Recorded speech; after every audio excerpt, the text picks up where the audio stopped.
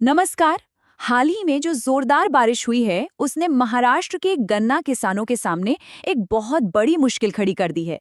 कई खेत पानी में डूबे हैं और फसल के भारी नुकसान का डर बना हुआ है।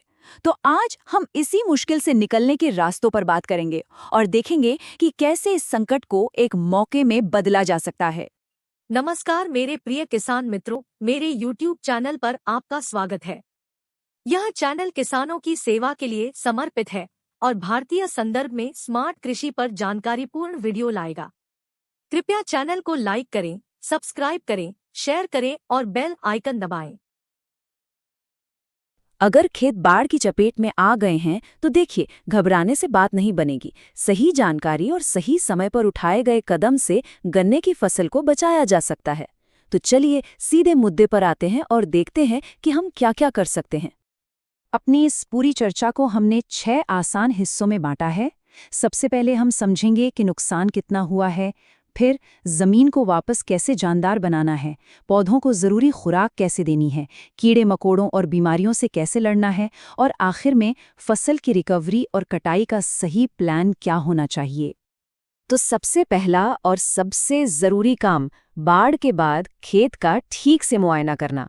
हमें ये समझना होगा कि नुकसान सिर्फ ऊपर खड़ी फसल को नहीं, बल्कि जमीन को भी हुआ है, जहां से असल जान आती है। अच्छा, बाढ़ का असर पौधे पर कई तरीकों से दिखता है। सबसे पहले तो जब पानी भर जाता है तो जड़ों तक ऑक्सीजन नहीं पहुंच पाती, और नतीजा, पत्ते पीले पड़ने लगते हैं और पौधे की ग्रोथ एकदम रुक जाती है। इतना ही नहीं, अगर गन्ने के शेंडे मतलब ऊपरी कली में गाद घुस जाए तो वो अंदर ही अंदर सड़ने लगती है। और सबसे खराब सिचुएशन तब होती है जब फसल हफ्ते भर से ज्यादा पानी में डूबी रहे। तब तो पूरा गन्ना ही सड़ सकता है, जो कीड़े और बीमारियों को खुली दावत देने जैसा है। पौधे के ऊपर जो दिख रहा है वो तो कहानी का सिर्फ एक हिस्सा है।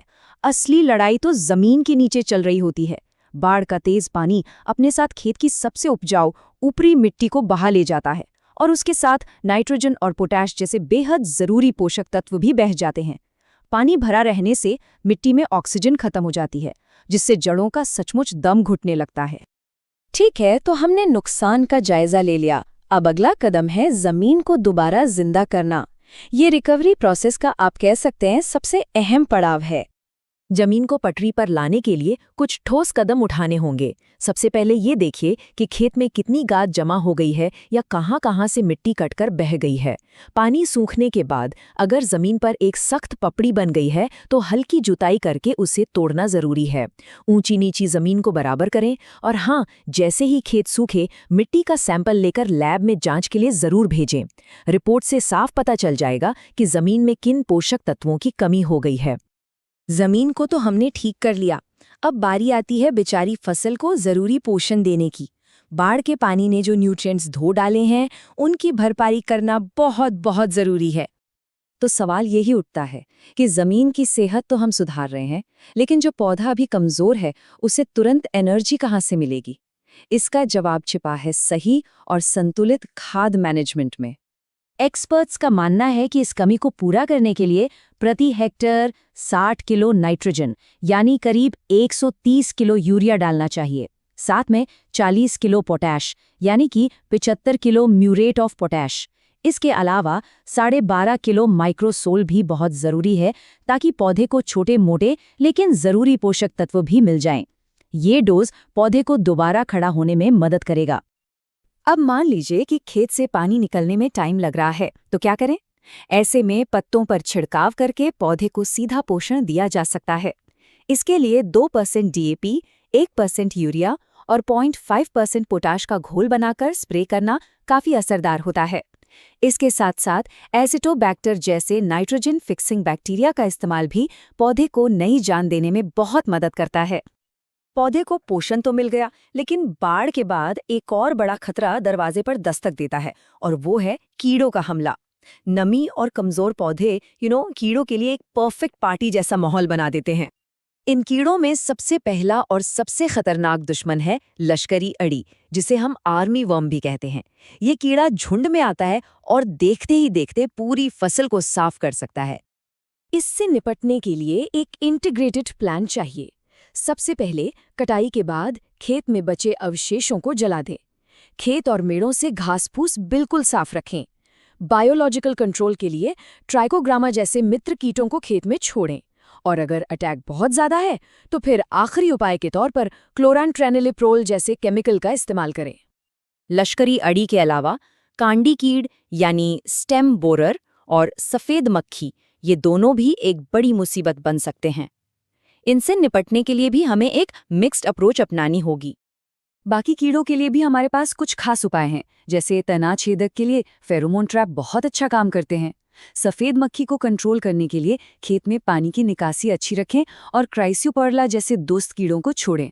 और हाँ, अगर अफ्रीकन घोंघे की समस्या दिख रही है तो शाम के समय खेत में जाल बिछाकर और मेटल डिहाइड का चारा रखकर उनसे निपटा जा सकता है। कीड़ों के साथ साथ बाढ़ के बाद जो उमस और नमी होती है वो फंगल बीमारियों को भी जन्म देती है। तो चलिए अब जरा ये भी देख लेते हैं कि इन बीमारियों से फसल को कैसे बचाना है। एक आम बीमारी जो ज्यादा नमी में तेजी से फैलती है वो है पोका बोइंग। ये एक फंगल इन्फेक्शन है जो सीधे गन्ने की बढ़ती हुई कोपलों पर अटैक करता है। इसे कंट्रोल करने का तरीका काफी सीधा है। पहला काम, जितने भी संक्रमित शिंडे हैं उन्हें काटकर खेत से दूर नष्ट कर दें। इसके बाद कॉपर ऑक्सीक्लोराइड या मैनकोजेब जैसे फफूंदनाशक का 0.2% या 0.3% का घोल बनाकर स्प्रे करें। अच्छे रिजल्ट्स के लिए 10 दिन के गैप पर कम से कम 2 से 3 स्प्रे करना जरूरी है। पोका बोइंग के अलावा रस्ट और ब्राउन स्पॉट जैसी बीमारियां भी परेशान कर सकती हैं। रस्ट से बचने के लिए पानी की निकासी अच्छी होनी चाहिए और खाद समय पर दें। ब्राउन स्पॉट को रोकने के लिए बुवाई से पहले ही बीजों का ट्रीटमेंट करें और संक्रमित पत्तियों को जला दें। दोनों ही मामलों में फफूंदनाशक का स्प्रे काफी असरदार रहता है। और अब हम आ गए हैं अपने आखिरी पड़ाव पर, यानी फसल की रिकवरी और कटाई की सही प्लानिंग। यही वो स्टेज है जो तय करेगी कि हमारी सारी मेहनत का आखिर में क्या नतीजा निकलता है। यहाँ हमें 2 लेवल पर सोचना होगा। एक तो वो जो हमें तुरंत करना है और दूसरा जो हमें आगे के लिए सोचना है। तुरंत करने वाले कामों में खेत से पानी निकालने के लिए नालियां खोदना और सूखी गली हुई पत्तियां हटाना शामिल है। वहीं लॉन्ग टर्म प्लानिंग में अगली फसल के लिए को 86032 जैसी बाढ़ रोधी किस्मों को चुनना और बाढ़ में फंसे गन्ने की कटाई थोड़ी जल्दी करना शामिल है ताकि नुकसान को कम किया जा सके। तो अगर पूरी बात को समेटें तो आज की चर्चा के मुख्य बिंदु ये हैं। सबसे पहले नुकसान का सही अंदाजा लगाइए, फिर जमीन की सेहत को वापस लाइए, फसल को सही खुराक दीजिए, कीड़े और बीमारियों से लड़ने के लिए तैयार रहिए और आखिर में शॉर्ट टर्म और लॉन्ग टर्म दोनों तरह की प्लानिंग करके चलिए। और जाते जाते एक सवाल, क्या सही प्लानिंग से बाढ़ के इस नुकसान को फायदे में भी बदला जा सकता है? जरा सोचिए, बाढ़ अपने साथ जो नई उपजाऊ गाद लेकर आती है, क्या वो हमारी मिट्टी को पहले से बेहतर नहीं बना सकती? शायद ये संकट हमें भविष्य के लिए और भी मजबूत और बेहतर योजना बनाने का एक मौका दे रहा है। प्रिय किसान मित्रों, मेरा वीडियो देखने के लिए धन्यवाद।